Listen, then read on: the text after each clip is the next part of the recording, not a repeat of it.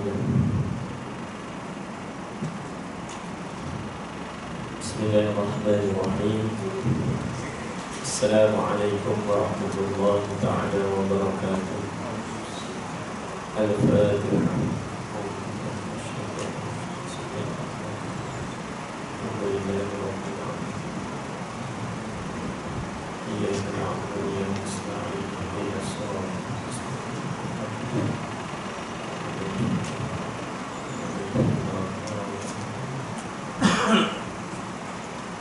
Alhamdulillah wassalatu wassalamu ala Rasulillah wa ala alihi wa sahbihi wa man walah. Asyhadu wa nashhadu an la ilaha illallah wa anna sayyidana Muhammadan abduhu wa rasuluh. Allahumma salli wa sallim ala sayyidina Muhammad al-Fatih lima ughliqa wal khatimi lima sabaqa nasiril haqqi bil haqq wal hadi ila siratikal mustaqim wa ala alihi wa sahbihi haqqa qadrihi wa miqdarihi al-'azim. Allahumma faqihna fid-din wa 'allimna at-ta'wil. Allahumma faqihna fid-din wa 'allimna at-ta'wil. Allahumma rzuqna fahman nabiyyin wa hifdhal mursalin wa ilhamal malaikatil muqarrabin. Ya Fattah ya 'alim iftah qulubana futuhal 'arifin wa a'malana khalisatan liwajhika al-karim. نوينا التعلم والتعليم والتذكر والتذكير والنفع والانتفاع والإفادة والاستفادة والحث على التمسك بكتاب الله وسنة رسوله صلى الله عليه وسلم والدعاء إلى الهدى والدلالة الخير كتبا مرضات الله وقربه وثوابه سبحانه وتعالى. فقال الشيخ المصنف رحمه الله تعالى ونفعنا بعلومه وعلوم مشايخنا في الدارين آمين. Maka makna Islam itu menjunjung akan titah hukum Allah Subhanahu wa taala dan menjauhkan daripada segala yang ditegur Allah taala dengan tiada ingkar akan dia. Dan jika tiada mengerjakan akan dia sekalipun Islam namun tetapi derhaka ia kepada Allah Subhanahu wa taala. Qala musannif rahimahullah taala. Bersama lagi dalam pengajian kita dalam kitab Majmu' Salasi Rasail karangan Tuan Muhammad Yasin bin Tuan Muhammad Taha. Sambungan lagi daripada risalah yang pertama yang disebut dengan namanya Umdatul Mubtadi'in, perkara-perkara asas di dalam agama. Maka Allahumma salli ala sayyidina Muhammad. Maka sebelum daripada ini telah kita bicarakan, iaitulah berkaitan dengan rukun Islam dan rukun iman.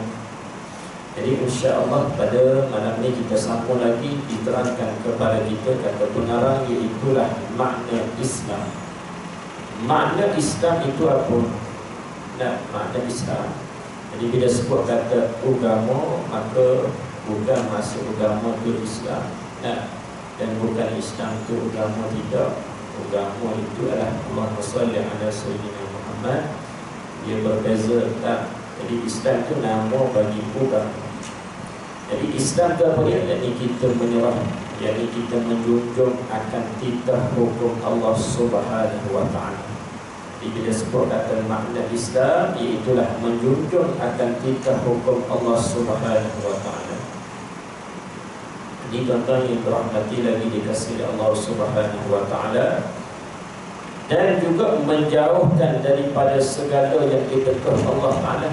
Ada tiap-tiap perkara yang Allah taala tegur, yang dijauhkan, kerap ditinggalkan perkara tersebut. Itulah makna kepada Islam. Orang yang melaksanakan, menjunjung perintah Allah, melaksanakan titah hukum Allah Ta'ala. Allah letakkan hukum sekian, dilaksanakan hukum tersebut.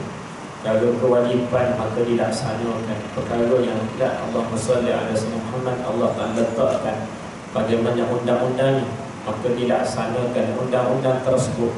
Itulah makna Islam sebenarnya.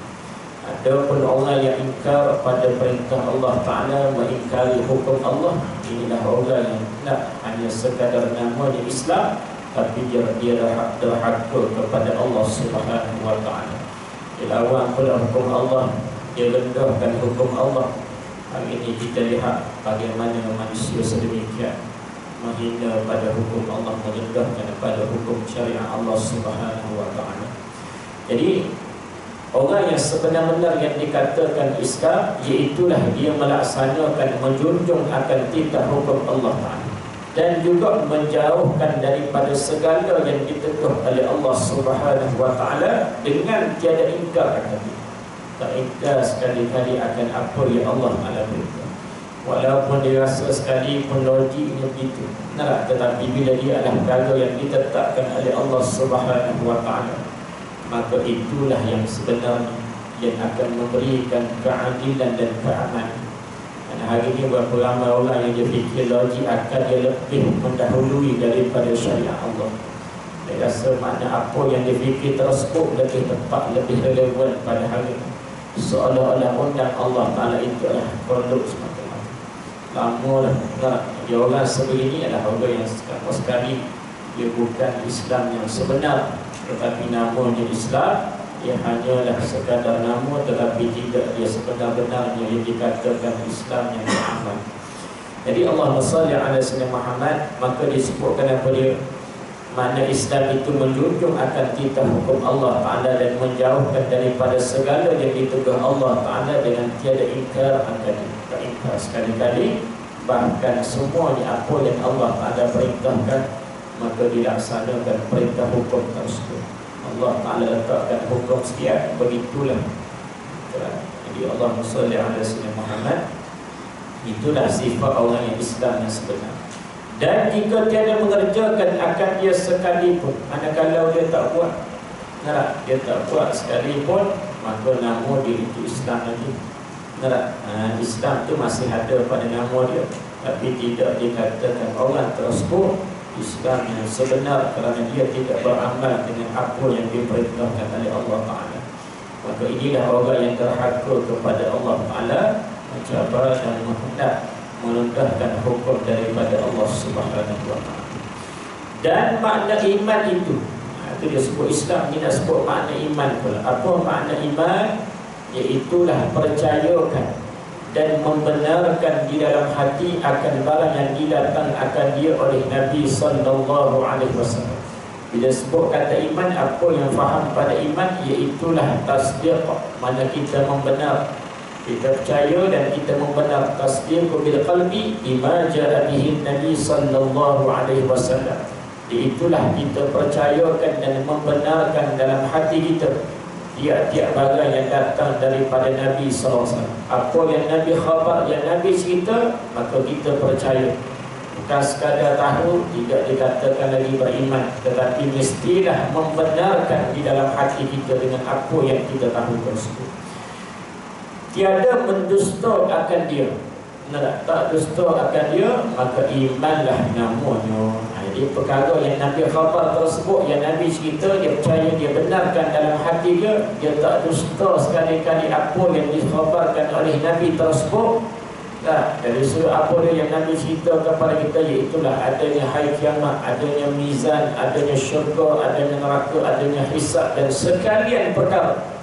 Maka apa yang Nabi khabar tersebut, maka kita percaya. Tidak sekali-kali kita mendusta akan perkara tersebut, maka itulah namanya iman. Itulah secara ringkas yang disebutkan kepada kita dalam memahami makna iman.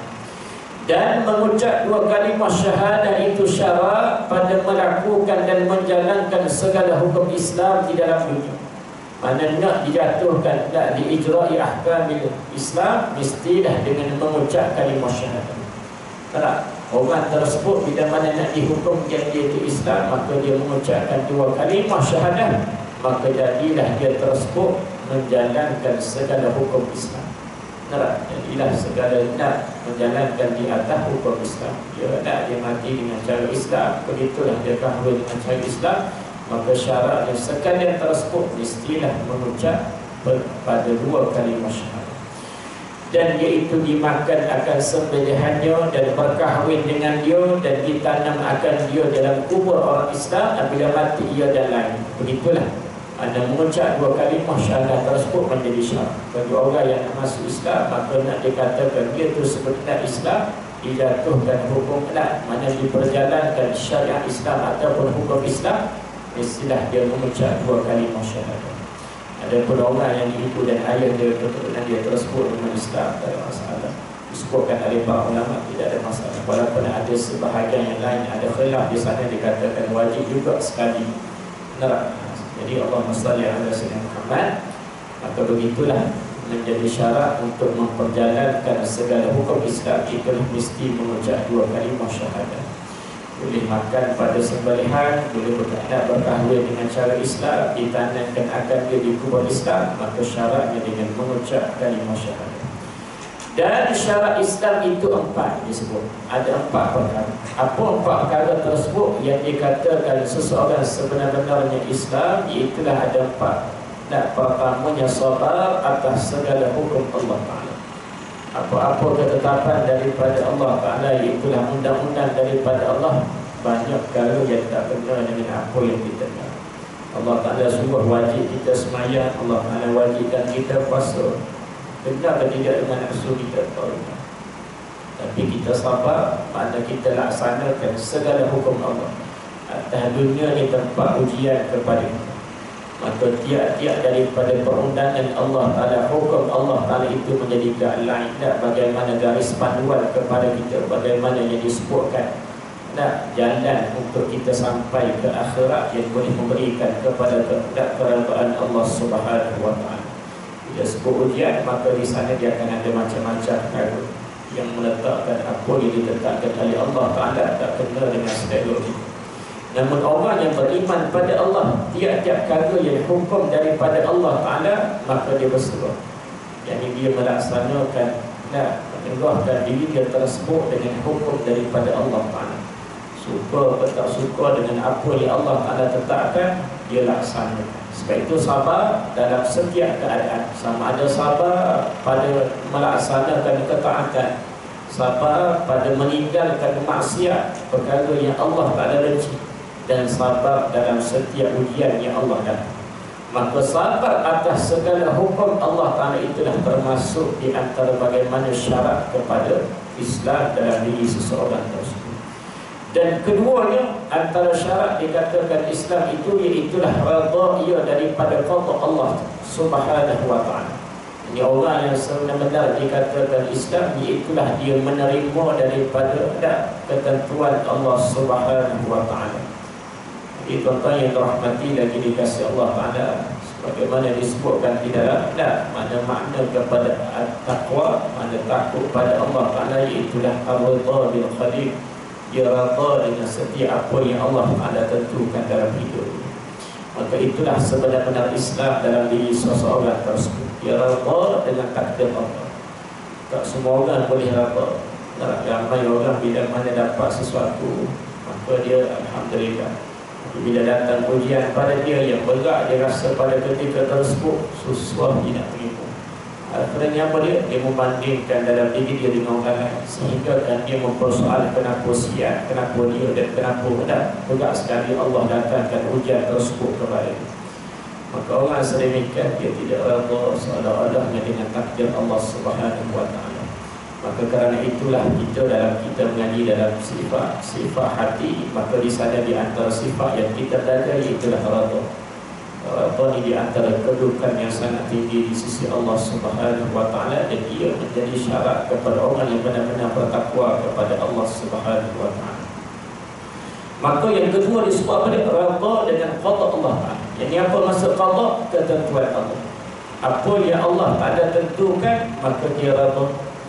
Banyak benda yang kita nak, banyak benda yang kita nak lain, tapi Allah Ta'ala bagikan.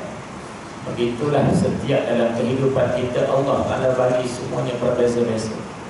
Dan sekalian itu nak menguji bagaimana tahap dalam diri kita tersebut. Kita redha atau tidak dengan ujian tersebut. Dan itulah disebutkan antara syarat bagi seseorang yang sebenar-benar Islam. Dan ketiga, iaitulah mengikut akan firman Allah Subhanahu Wa Ta'ala. Ikut pada firman Allah, ayat-ayat daripada Allah Ta'ala, daripada Al-Quran, maka dia beramal dengan sekalian yang didatangkan dalam Al-Quran tersebut. Dan keempatnya mengikut akan sabda Rasulullah sallallahu alaihi wasallam. Maknanya berpegang dan melaksanakan apa yang diperintahkan, apa yang disebutkan oleh Nabi sallallahu alaihi wasallam. Hadis-hadis yang disebutkan di dalam kitab yang sangat banyak, hadis Nabi sallallahu alaihi wasallam dalam kitab Sahih Bukhari, Kutub Sittah dan sebagainya, kitab Riyadhus Shalihin, maka sekalian tersebut diamalkan dalam kehidupan. Maka orang yang melaksanakan apa yang Allah Ta'ala perintah dan apa yang Nabi kata tersebut, dia redha dan dia sabar dalam ujian dalam kehidupannya, itulah sebenar-benar dikatakan Islam dalam cinta yang sebenar dalam diri seseorang tersebut. Jadi tuan-tuan yang dirahmati dan dikasihi oleh Allah Subhanahu Wa Ta'ala, itulah 4 perkara disebut syarat kepada Islam. Dan kemudian dikatakan apa dia? Ketahui olehmu akan bahawasanya yang binasakan Islam itu amat banyak. Dia sebutkan kepada kita pula apa dia? Perkara yang boleh membinasakan Islam dalam diri seseorang.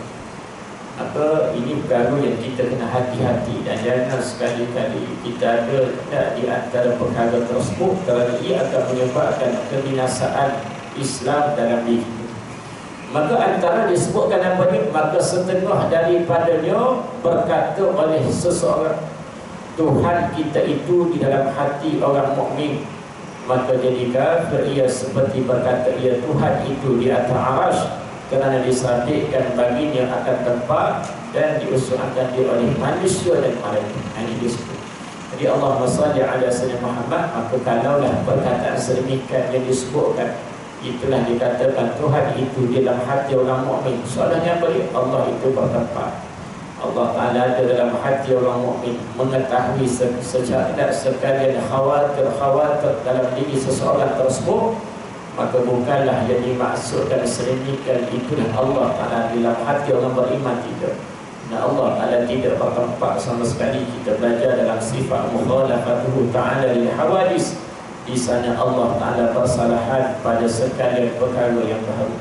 Maka dikatakan persalahan tersebut iaitulah pada zat dia, pada sifat dia dan pada perbuatan dia. Tidak sekali-kali sama.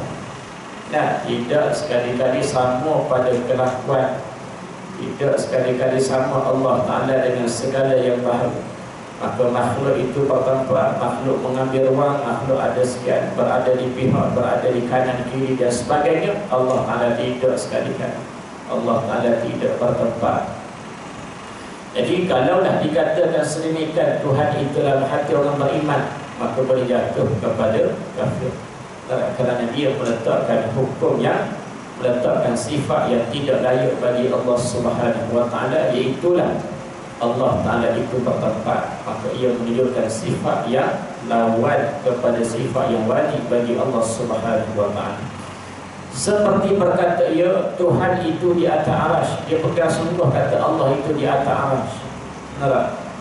Jadi kalaulah disabitkan sedemikian, maka dia juga menunjukkan Allah itu bertempat, maka boleh jadi binasa pada Islam dalam diri dia tersebut.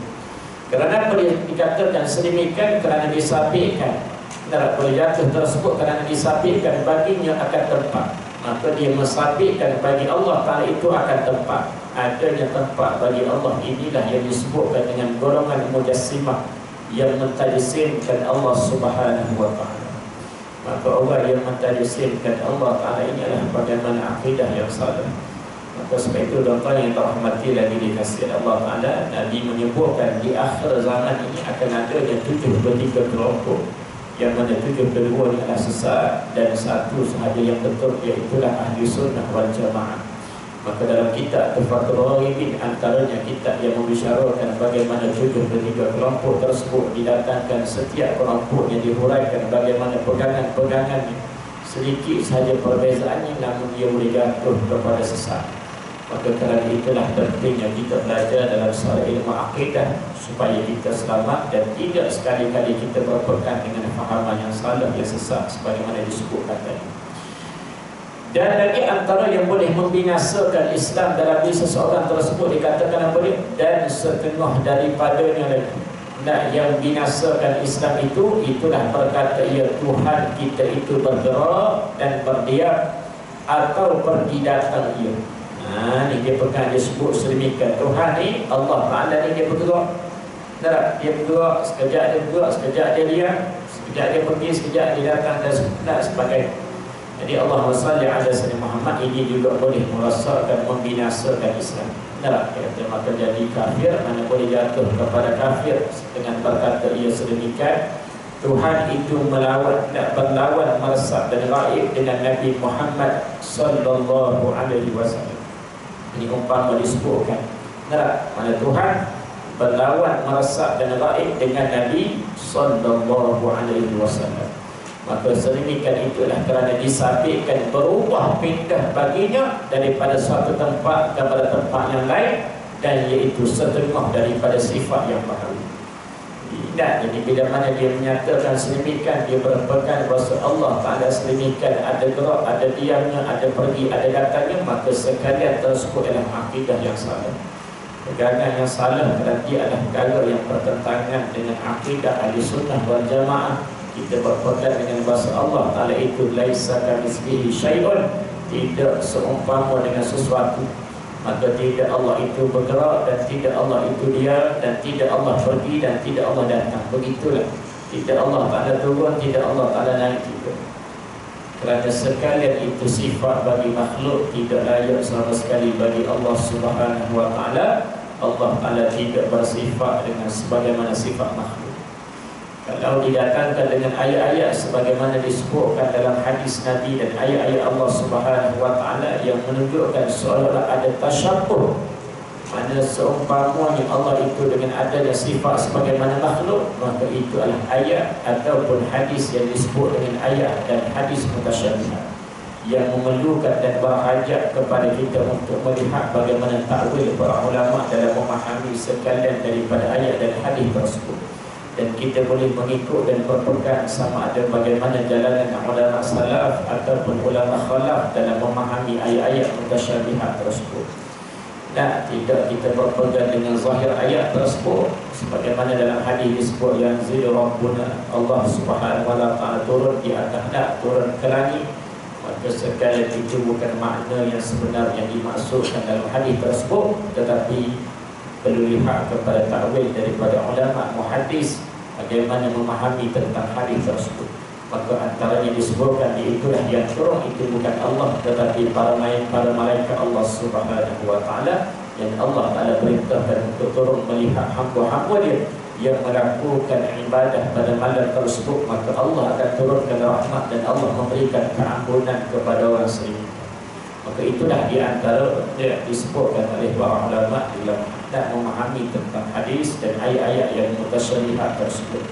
Maka tidak boleh sama sekali kalaulah dikatakan sedemikian, iaitulah Tuhan itu bergerak dan berdiam ataupun pergi datang, kerana ia adalah merupakan sifat yang baharu, tidak layak bagi Allah Subhanahu wa Ta'ala. Dan lagi apa disebut, dan setengah daripadanya lagi di antara perkara yang boleh membinasakan Islam dalam diri seseorang, itulah berkata ya Tuhan kita itu yang amat putih atau kuning warnanya, atau bercahaya yang amat terang, terus menerus datang ia pada waktu orang sakaratul maut di atas dahinya. Demikian etika oleh setengah daripada orang awam, maka ia itu boleh jatuh kepada kafir. Ini tengok, maka kalau dipegang sedemikian, itulah Tuhan tu sifatnya putih. Nah, ini ada fahaman-fahaman pegangan-pegangan zaman terdahulu yang dia pegang sedemikian. Itulah Tuhan tu amat putih, Tuhan tu warnanya kuning ataupun bercahaya, dia nampak sedemikian seolah cahaya yang keluar, maka dikatakan maknanya Tuhan tu kuning, ataupun dikatakan bercahaya yang amat terang. Maka Allah salli ala sayyidina Muhammad, maka i'tiqad sedemikian adalah i'tiqad yang salah sama sekali dan boleh jatuh kepada kafir, dan kerana ia boleh merosakkan akidah. Jadi Allah salli ala sayyidina Muhammad ini di antara fahaman-fahaman ataupun pegangan yang salah sama sekali dan sesat. Dan lagi di antara pegangan juga yang salah disebutkan setengah daripadanya, berkata ya Tuhan kita itu ambil faedah pada segala perbuatannya atau hukumnya. Ini di antara perkara kita telah bahaskan di dalam sifat iradah bagi Allah Subhanahu wa Ta'ala. Allah Subhanahu wa Ta'ala sifat iradah, yakni sifat apa dia? Berkehendak. Namun bukanlah dimaksudkan Tuhan itu ada sifat penghendak dengan maksud Allah Ta'ala menentukan sesuatu tersebut dengan tujuan untuk mengambil faedah daripada sesuatu tersebut. Tidak sekali-kali. Dan tidak sekali-kali Allah Ta'ala mengambil manfaat daripada hukum yang ditetapkan. Allah Ta'ala letakkan hukumnya wajib supaya sekalian makhluk menyembah dia. Maka dia dapat manfaat daripada apa yang makhluk buat, maka tidak sekali-kali. Itu adalah akidah yang salah, kerana Allah Ta'ala tidak sekali-kali berhajat kepada sekalian makhluk. Kerana sifatnya kaya, tidak berhajat kepada sesuatu pun. Jadi kalaulah ada yang berpegang dengan sedemikian mengatakan Tuhan itu ambil faedah pada segala perbuatan ataupun hukumnya, maka juga boleh jatuh kepada kafir ini. Karena dinafikan daripadanya akan sifat kaya dan disabitkan baginya bagi Allah Subhanahu wa Ta'ala akan sifat kekurangan. Bila dikatakan sedemikian, tak diberpegang sedemikian, maka dia telah mensabitkan Allah itu ada sifat kekurangan. Kerana kalau dikatakan Allah itu berhajat mengambil faedah pada perbuatan dan hukum dia, maka ia menunjukkan lemah bagi Allah Subhanahu wa Ta'ala. Kerana berhajat dan mengambil faedah itu menunjukkan kekurangan bagi Allah. Kerana kita, umpama kita makhluk, kita sebut kenapa kita sekian berhajat, kita berhajat sesuatu, itu maksudnya apa dia? Lemah kita, kurangnya kita. Itulah sifat bagi makhluk yang disebut dengan apa dia? Al-Fuqara, yang sentiasa berhajat dalam setiap waktu dan setiap keadaan. Kerana apa dia? Kerana tidak ada sesuatu pun, mereka semuanya datang daripada Allah. Kita apa yang kita ada hari ini semua daripada Allah. Kita hari ini ada kekayaan, kita ada kedudukan hari ini dan sebagainya. Allah bagi sihat, Allah Ta'ala bagi rezeki, sekian semua daripada Allah. Maksudnya boleh kita sentiasa berhajat kepada Allah. Maka bila kata berhajat tersebut, itulah makna sebenar bagi hamba yang sentiasa berhajat kepada Allah. Allah Ta'ala tidak sekali-kali berhajat kepada makhluk kerana sifatnya Al-Ghani, iaitulah sifatnya kaya, yakni tidak berhajat kepada yang lain. Bahkan yang lain semuanya berhajat kepada Allah Subhanahu wa Ta'ala. Ini yang telah kita bicarakan dalam sifat qiyamuhu ta'ala bi nafsi. Dan lagi antara lagi apa disebut, kerana dinafikan daripadanya akan sifat kaya dan disabitkan baginya akan sifat kekurangan, dan iaitu mustahil, kerana tiada yang akan ambil akan faedah itu melainkan makhluk. Mana kita ni ambil faedah? Kita mengaji nak ambil faedah supaya faham ilmu. Kita buat kerja supaya ambil faedah, boleh tak? Boleh selalu, boleh bagi nafkah kepada anak isteri. Jadi Allah salli ala sayyidina Muhammad, kita buat sesuatu perkara nak ada faedah, ada tujuan dia. Ada tujuan yang kita dapat manfaat daripada perkara tersebut. Begitulah makhluk sentiasa berhajat sedemikian untuk mengambil faedah daripada apa yang dilakukan tersebut. Tapi tidak bagi Allah Ta'ala. Allah Ta'ala jadikan makhluk, Allah Ta'ala jadikan sesuatu tidak mengambil faedah, tidak mengambil faedah dan manfaat. Bahkan sekalian itu ada hikmah sahaja. Hikmah dengan apa Allah Ta'ala jadikan. Allah Ta'ala itu kaya, tidak berhajat sesuatu. Kalaulah makhluk seluruhnya tidak menyembah Allah Ta'ala, tidak melaksanakan apa yang Allah Ta'ala perintah, tetap Allah itu kaya, tidak sekali-kali mengurangkan martabat sebagai Tuhan. Tidak sekali-kali. Yang berhajat itulah sekalian makhluk kepada Allah Subhanahu wa Ta'ala, kita semua. Dan setengah daripadanya berkata, ya Tuhan kita menjadi ia akan zat dirinya. Kerana tiada orang yang menjadi akan dia, dan dia itu kafir, ia kerana nafikan daripada akan sifat khidab, dan jadi ia bahawa ini disebut.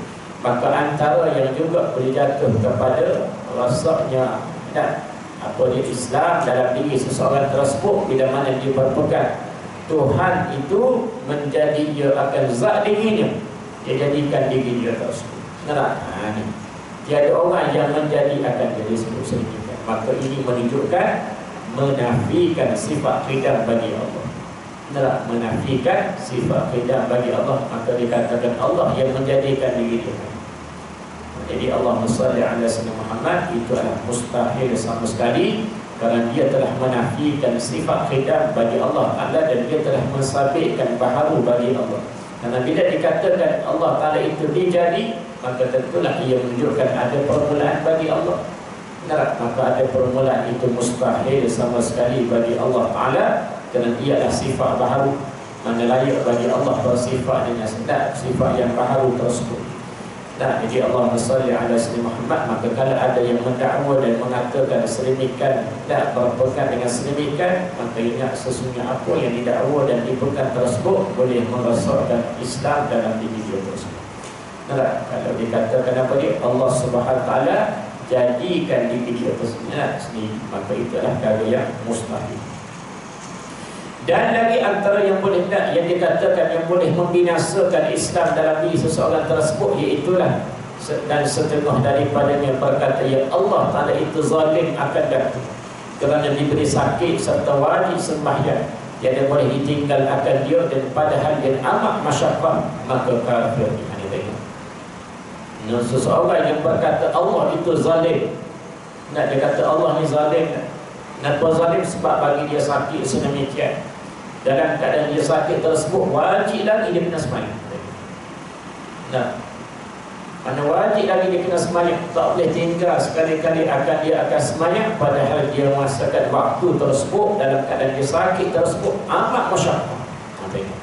Maka orang yang mengatakan Allah Ta'ala zalim dan dia seolah-olah mengendahkan pada kedudukan bagi sembahyang tersebut, maka ini juga boleh merosakkan kepada Islam dalam diri seseorang. Jangan sekali-kali sedemikian kita seolah mempersoalkan apa yang Allah Ta'ala telah wajibkan kepada kita, iaitulah sembahyang. Dan dengan apa yang Allah Ta'ala takdirkan kepada kita, tidak sekali-kali salah. Zalim ni apa maksud dia? Apa maksud zalim? Dari kita nak sebut zalim, benar? Apa maksud zalim? Tak boleh sebut maksud zalim.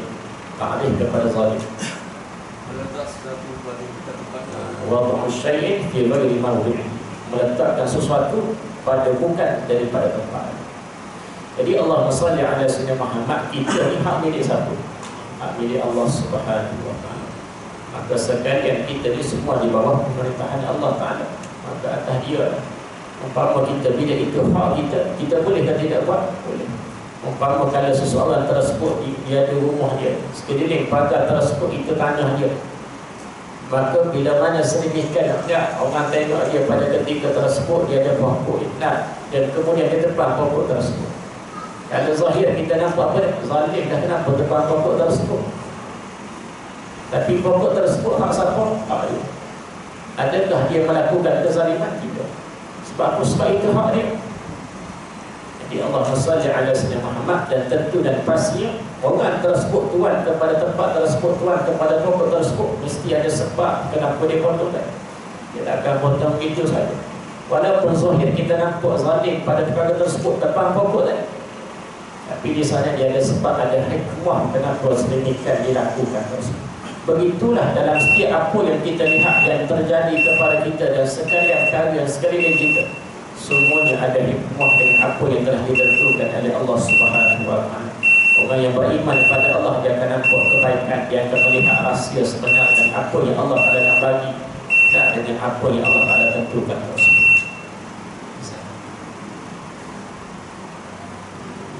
Azal kita sambung sikit.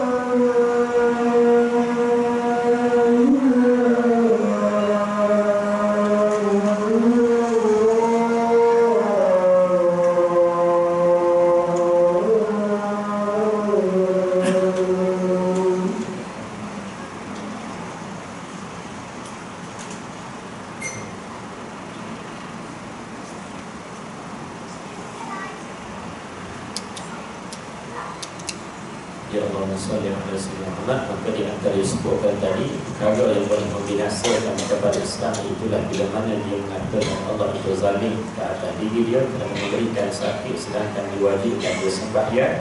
Tidak boleh sekali-kali tinggalkan sembahyang tersebut dalam keadaan dia musyaqqah tersebut. Maka sekalian itu ada di antara perkara yang boleh membinasakan kepada Islam dalam diri seseorang tersebut. Maka Allah SWT ada benar mana kita lihat dalam Islam cukup mudah dalam soal keadaan bagaimana sakit macam mana diajarkan kepada kita dengan keadaan-keadaan tak boleh pada keadaan duduk maka barang dan mengiring dan sebagainya. Sehingga kalaulah pada dua sekalipun mana dalam keadaan sembahyang dengan hati, itulah maknanya Allah salli ala sayyidina Muhammad tidak sekali-kali memperhati kepada kita dalam melakukan sembahyang. Dan setengah daripadanya terakhir kita sebutkan pada malam ini itu, dan setengah daripadanya berkata ia sembahyang yang sebenar itu tiada rukuk dan tiada sujud, tetapi tafakkur sekejap serta hening hati kepada Allah Ta'ala. Ini adalah pegangan yang salah. Orang yang mengatakan bahasanya boleh sembahyang yang sebenar tak ada rukuk, tak ada sujud, cukup dengan tafakkur sekejap serta heningkan hati pada ketika tersebut dengan Allah, maka orang yang sedemikian mengatakan sembahyang keadaan begitu, maka boleh jatuh kepada kafir ya, kerana diingkar akan firman Allah Ta'ala dan juga hadis Nabi tentang sembahyang dengan adanya rukuk dan sujud. Maka Allahumma salli ala sayyidina Muhammad, inilah sembahyang Nabi dan segala sahabatnya dan segala ulama. Maka orang yang mengatakan sedemikian sembahyang itu sebenarnya tidak ada rukuk, tak ada sujud, cukup dengan tafakkur sahaja, maka ini adalah fahaman ataupun tidak disebutkan pegangan yang salah sama sekali. Ada atau tidak ada, bahkan ramai juga sedemikian yang berpegang dengan fahaman tersebut. Saya ingat ada sahabat saya yang mengadu, dia kata Allahumma salli ala sayyidina Muhammad, dia tidak seorang hafiz, Masya Allah, tabarakallah, ngaji sekali dekat Mesir. Tapi dia ngaji, dia kata pada mak ayah dia tak semayang. Tak semayang dan cukup dengan niat. Ada semayang tak payah. Sebab itu dipanggil amalan zahir. Secara amalan zahir sahaja. Jadi yang nak itulah amalan batin. Itulah sebenarnya hakikat dia kata. Ini tak cara dan pegangan yang salah. Jadi Allah salli ala sayyidina Muhammad, maka bagaimana seorang anak nak buatkan sesuatu kepada ayah pada keadaan tersebut. Ayah dah dia pegang untuk dulu dia, kita bagi pandang dah, kita bagi kita bagi kefahaman dan sebagainya, dia tak dengar dan dia lebih pada guru dia sekalian. Jadi ini perkara yang sangat bahaya. Bukan orang biasa orang sedekah juga. Tapi begitulah, mana ada tempat-tempat sedemikian yang berikan dan memberikan, mengajar sedemikian, bahkan bukan sedikit yang mengikut amal. Di sana pun ada, di tempat-tempat lain banyak juga sedemikian. Maka Allah salli ala Muhammad, maka orang yang mengatakan sedemikian sembahyang itu sebenarnya tidak ada rukuk dan tidak ada sujud, cukup dengan tafakkur sahaja dengan Allah Ta'ala, maka ia adalah merupakan fahaman dan pegangan yang salah sama sekali dan boleh bawa kepada binasa pada Islam dalam diri seseorang tersebut. Mudah-mudahan Allah Ta'ala jaga pada kita hati kita tersebut, dan insya-Allah mudah-mudahan dengan asbab daripada kita memahami dan kita mempelajari ilmu sedemikian, dan khususnya dalam soal akidah, mudah-mudahan kita boleh jaga iman dalam diri kita dan kita boleh pelihara Islam. Dan apa yang kita nak, iaitu mati dalam keadaan beriman kepada Allah, mati dalam keadaan Islam. InsyaAllah mudah-mudahan sedikit sebanyak yang disebutkan tadi, fahaman dan pegangan-pegangan yang salah, kalaulah kita tahu, maka jelaskan dengan baik bagaimana pegangan kita yang sebenarnya, dan agar kita tidak sekali-kali tak tersalah dan seleweng dari sudut akidah kita. Dan kalaulah salah, maka bimbang takut matinya dalam keadaan tidak beriman kepada Allah Subhanahu wa Ta'ala. InsyaAllah pada saat akan kita akan sambung lagi di antara beberapa perkara lagi dia akan sebutkan kepada kita, itulah yang boleh membinasakan kepada Islam dalam diri seseorang. InsyaAllah mudah-mudahan Allah berikan kekuatan kepada kita untuk istiqamah dalam menyembah ilmu agama Allah Ta'ala, dan diberikan kekuatan untuk kita beramal dengan apa yang kita belajar. InsyaAllah minal ladhina yastami'una al-qawla fayattabi'una ahsanah. Allah Ta'ala a'lam bis-shawab. Subhanakallahumma wa bihamdika asyhadu an la ilaha illa anta astaghfiruka wa atubu ilaik. Wal 'asri innal insana lafi khusr. الذين آمنوا وعملوا الصالحات وتواصوا بالحق وتواصوا بالصبر. أعوذ بالله من الشيطان الرجيم. بسم الله الرحمن الرحيم. الحمد لله رب العالمين والصلاة والسلام على أشرف الأنبياء والمرسلين سيدنا رسول الله وعلى آله وصحبه أجمعين. اللهم انفعنا بما علمتنا وعلمنا ما ينفعنا وزدنا علما وبارك لنا في شعبان وبلغنا رمضان. اللهم أعز الإسلام والمسلمين. اللهم انصر الإسلام والمسلمين المجاهدين والمستضعفين في فلسطين وفي غزة وفي كل مكان وفي كل زمن وفي كل أرض الإسلام. ربنا آتنا في الدنيا حسنة وفي الآخرة حسنة وقنا عذاب النار. وصلى الله على سيدنا محمد النبي الكريم وعلى آله وصحبه وسلم. الحمد لله رب العالمين.